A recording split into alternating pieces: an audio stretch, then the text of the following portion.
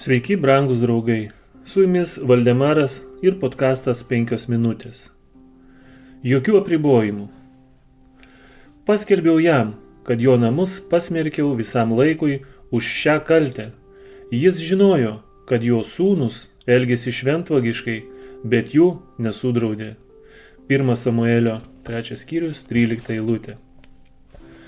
Elis buvo geras žmogus, tyros moralės, tačiau jis buvo per daug atlaidus. Jis užsitraukė Dievo nemalonę, nes nepasirūpino sustiprinti savo charakterio silpnasias vietas. Jis nenorėjo įžeisti nei vieno jausmų ir neturėjo drąsos pabarti ar pasmerkti nuodėmę. Jis mėgo tyrumą ir teisumą, bet neturėjo pakankamai moralinės drąsos užkirsti kelią blogiui. Jis mėgo taiką ir harmoniją ir vis labiau tapo nejausmingų blogiui ir nusižengimams. Elis buvo švelnus, mylintis ir malonus. Jis nuoširdžiai domėjosi Dievo tarnavimu ir jo darbo klestėjimu.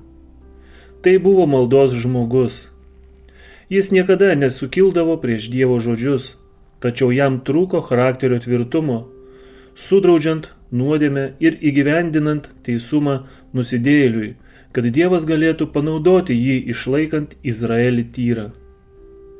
Jis prie savo tikėjimo nepridėjo drąsos pasakyti ne, tinkamu laiku ir tinkamoje vietoje.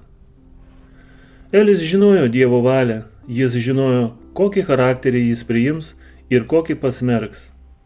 Bet vis dėlto jis leido savo vaikams augti su nežabotomis aistromis, iškrypusiais pomėgiais ir sutapta morale.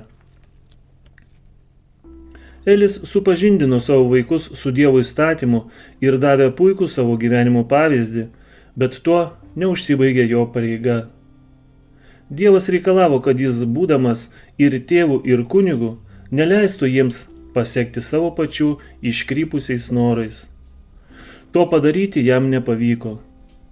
Tie, kurie neturi pakankamai drąsos sudrausti blogį arba dėl tingumo ar noro nebuvimo visiškai nesistengia apvalyti šeimos ar Dievo bažnyčios, yra atsakingi už tą blogį, kuris atsiras dėl jų pareigos nepaisimo.